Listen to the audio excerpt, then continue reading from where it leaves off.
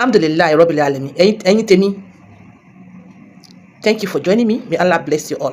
Alhamdulillah Rabbil Alamin. Egberegbe ọgbàrọgbà. Àwọn Yorùbá máa ń pa lówe. Wọ́n ní tí ògiri ò bá lanu, aláǹgbá ò lè wọbẹ̀. Ògiri Àgbàlá Gabriel ó lanu ní oríṣiríṣi aláǹgbá.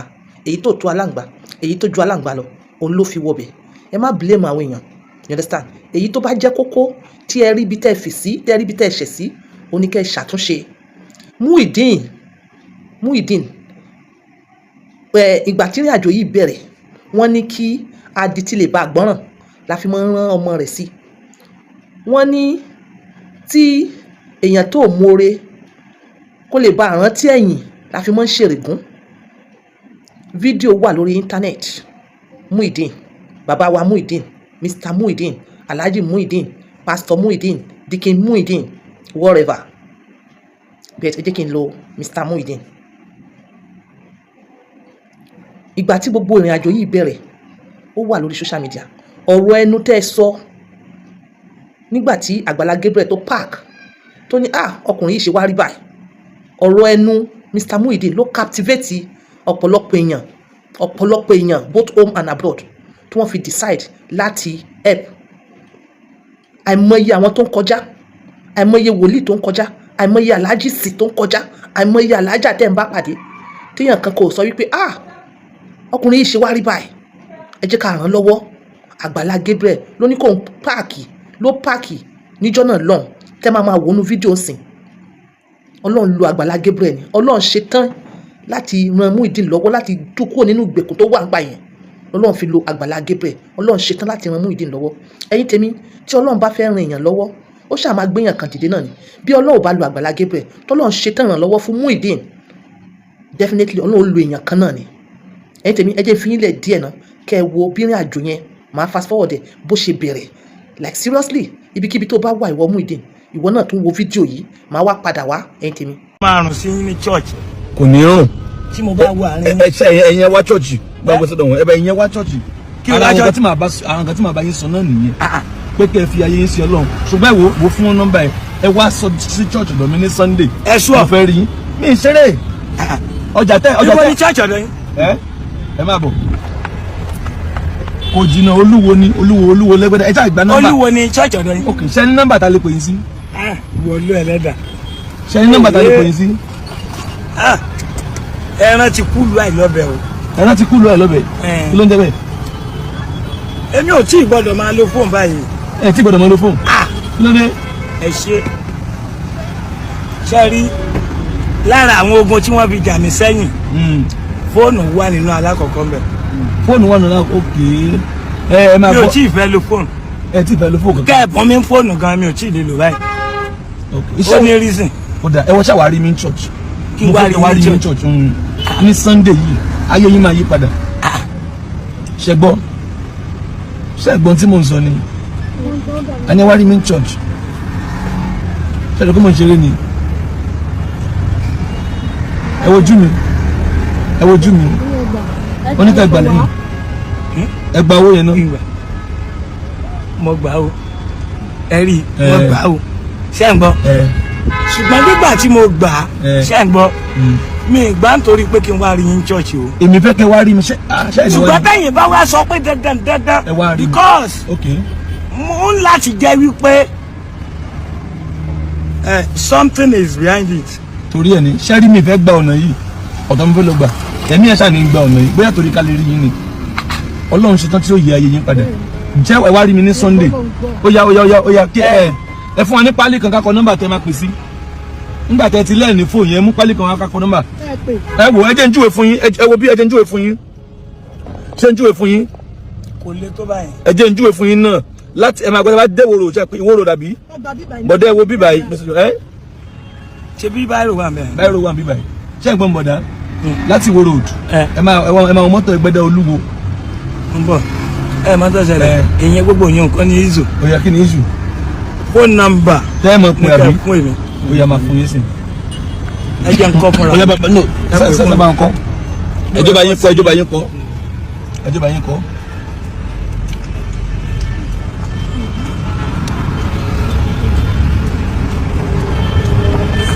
ẹ pẹ̀lẹ́ bọ̀dà ọ̀yà wọn ti fún nọ́mbà yẹn ọ̀yà ẹ pẹ̀ nọ́mbà yẹn bọ̀dà ẹ ti wájú ń júwe fún yín. níjọ́ Sunday táìmù wo ni kí n pè níjọ́ Sunday. ẹ ti pè láàárọ̀ kùtùkùtù bíi 7 pẹ̀ tí ń bọ̀. bíi 7 táìmù wo lẹ bẹ̀rẹ̀ sìn. a ti máa bẹ̀rẹ̀ sìn láti aago 7 àárọ̀ náà ni. láago 7 àárọ̀ wọ́n máa píkọ̀ yìí ṣe gbọ́.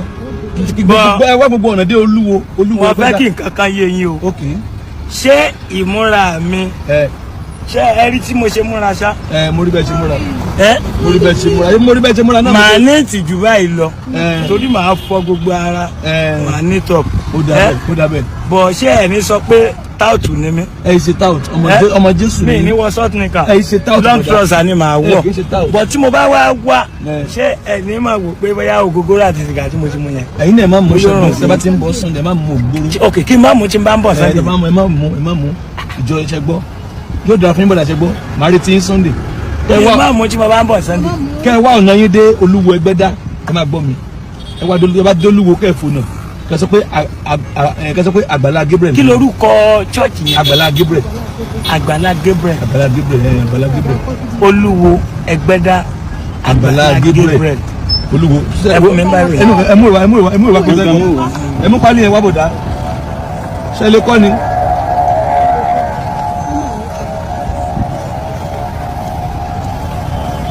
ó dùn mí táwọn máa ń bì dání kò sá ẹ máa kó àbì sínú mọ́tò bọ́dẹ́ ẹ ti máa yín kọ́kọ́ àpá mọ́tò tó mú ló dọ̀ fúláwà ó yá ẹ ti máa yín kọ́ sẹ́ẹ̀ ṣé ti kọ́ tán so ẹ pàdé mi ní church Sunday ṣe gbọ́ ẹ pẹ̀lẹ́ God bless you.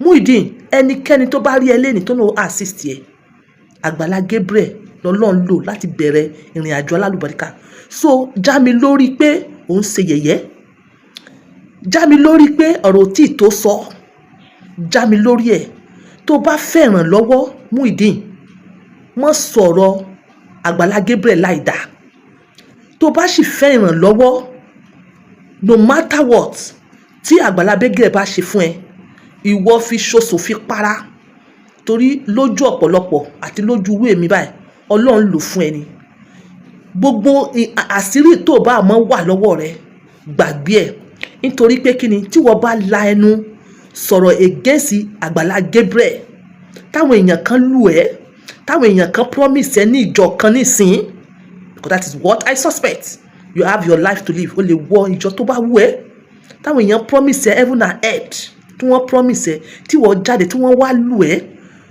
tí wọ́n lù ẹ́ fún pa wọ́n fi ẹ́ ṣe pàṣán fẹ́ fi ẹ́ ṣe pàṣán fún Àgbàlá Gabriel ìwọ Mr. Muyideen mò ń bá wí tí wọ́n lù ẹ́ bí mo ṣe ń sọ yẹn tó wá bẹ̀rẹ̀ sí ní tú àṣírí torí it is as if you talk too much although talking too much yẹn kò surprise wa because for the first day gan ọ̀rọ̀ náà ló fi captivate mind àwọn èèyàn àmọ́ ẹ mọ irú ọ̀rọ̀ tẹ́ máa sọ ẹ mọ irú ọ̀rọ̀ tẹ́ máa sọ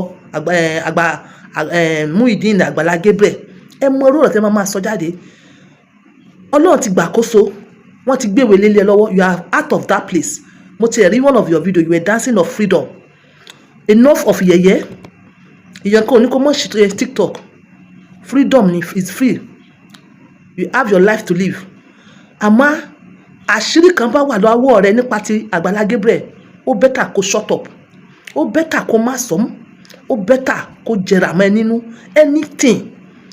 anything ò bá mọ́ wà ò bá mọ́ mọ́ èmi ò sọ pàṣírí wà lọ́wọ́ ọ̀gbẹ́ni Muyideen o èmi ò sọ bẹ́ẹ̀ èmi ń sọ ni mo fi ń sọ fún tó bá tú jáde èèyàn kan kò wàá rí at the end of the day nobody will help you because àwọn tó help ẹ yẹn èèyàn tó lù ẹ nísìn tó fẹ́ fi ẹ ṣe pàṣányà fún ọgbà Àgbàlá ó lè wá help ẹ fẹ́rẹ́fẹ́ o ó lè help ẹ fẹ́rẹ́fẹ́ pé kò fi tó àṣírí kò fi sọ̀rọ̀ jáde kò fi tarnish image you know there's competition orí iṣẹ́ mọ Àgbàlá Gabriel there's competition tẹ́yìn náà dẹ̀ mọ̀tá dẹ̀ ti dá sí tẹ́lẹ̀tẹ́lẹ̀ ni do you understand tí wọ́n wá lù ẹ́ ọ̀gbẹ́ni Muyideen tí wọ́n fi tarnish image Àgbàlá Gabriel èèyàn yẹn kàn máa help ẹ for some time ni kò dẹ̀ ní fi àṣírí kankan kò ní fi tó ẹ lọ́wọ́ nítorí pé ó mọ̀ pé tó bá yá wàá tó àṣírí òun and lẹ́yìn èèyàn náà because that person just want to tó àṣírí Àgbàlá Gabriel lẹ́yìn ìgbà yẹn ò wá nílé èèyàn kankan tó máa help ẹ because wọ́n máa wò pé wàá kúkú tó àṣírí náà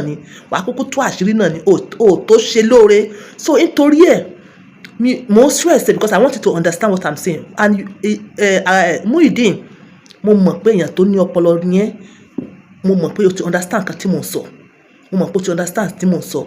Tó bá tú àṣírí wọ́n ò rẹ́rìn ó lọ bẹ́ẹ̀ bí àwọn tó rẹ́rìn yẹn tó bá need the assistant wọn ò ní fún ẹ, wọ́n ò rí pé ẹlẹ́jọ́ ni ẹ́, o ò ní àṣírí tíyàn lè fi sí ẹ lọ́wọ́, wọn ò ní fẹ́ ṣàánú ẹ, wọ́n á ní òmóore.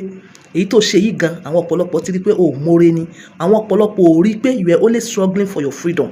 Ẹ̀yin èèyàn kò séèyàn tí wọ́n mọ̀ nà tínú ẹ̀ ó dùn láti continue to live in that particular environment. Ó prefer kó sá lọ kó lọ bọ́ sí ọwọ́ kọ́wọ́. Muyideen, you know what you face there. Ó ti tán. Tí Àgbàlá Gabriel bá ṣẹ̀, forgive and forget. Gbàgbé story yẹn. Mọ́ sọ̀rọ̀ kankan mọ́. Mọ́ threatening pẹ̀lú òwe wèrè tẹ́ ń ṣe lórí social media yẹn mọ́. Ọ̀rọ̀ ò tí tó, àsìkò ọ̀rọ̀ ò tí tó. Ọ̀rọ̀ wo nìyẹn? Ọ̀rọ̀ wo nìyẹn? Ṣé wọ́n ò help èèyàn ni wọ́n ò help èèyàn rí ni wọ́n help ẹni? Ẹ má bà opportunity àwọn èèyàn míì jẹ́. I know you may go through a lot. Kò séèyàn tí wọ́n nà tí wọ́n febi pa tó máa sọ dáadáa nípa èèyàn yẹn. Forgive and forget. Jẹ́ kó tán bẹ́ẹ̀. Oore òní Àgbàlá Gabriel ṣe ẹ́, Ọlọ́run lò fún ẹ. Èṣù ló fa sábàbí, èṣù tó lù ẹ́ tó ní kó padà lọ sí ìdí bàbá Ìjẹ̀bú, òun ló fa sábàbí tó fi dàbí ẹni pé àwẹ̀ bíríbírí jáde bí punishment. Bítì náà jáde tẹ́, mọ́ bínú, forgive and forget. Àgbàlá Gabriel, ẹ̀yin náà ẹ forgive and forget. Ẹ̀yin náà ó rí pé tá a bá wò everybody ló ní fault, everybody ló ní fault. Òun mo fi sọ wípé tí ògiri yín ò bá lanu aláǹgbá ò lè rí bí wọbẹ̀. Èṣù ló fa sábàbí, ànírégun èṣù. Ọlọ́run lò yín ni láti máa ṣe mẹ̀kúnnù ní oore. Ẹ dákun ẹ má jẹ́ kó tán. Ọ̀rọ̀ mi ò jù bẹ́ẹ̀ lọ. Mr. Muyideen ọ̀gbẹ́ni is okay. Ọ̀rọ̀ tẹ́ sọ ti tó. Ẹ mẹ́nu kú òun bẹ̀ yẹn. What is the way forward? What is the way forward? What is the way forward? Yes, ẹ̀yin tèmi, this is On Point by 2, using my words for others. Bye for now. Èmi ni Muyideen, ẹni tí gbogbo èèyàn mọ̀ sí Muyideen Àgbàlá Gabriel. Mo ń fi àkókò yìí dúpẹ́ lọ́wọ́ Àgbàlá Gabriel fún ìrànlọ́wọ́ àti àtìlẹ́yìn tí wọ́n ṣe fún mi. Mo dẹ̀ ń fi àkókò yìí dúpẹ́ lọ́wọ́ gbogbo ẹ̀yin fáǹsì Àgbàlá Gabriel fún ìrànlọ́wọ́ àti àtìlẹ́yìn tẹ́ ṣe fún mi àti donation tẹ́ ṣe fún mi ní gbogbo ìgbà tí mo nílò donation yìí. Nígbà náà lọ mo dúpẹ́ o, mo mọ̀ lóore o, mi ò kì í ṣe aláìmoore o, mi ò dẹ̀ kì í ṣe abáramóore jẹ. Ọmọ 40 years tèmi yé mi àmọ́ ọjọ́ rẹ̀ ò tí ì tó.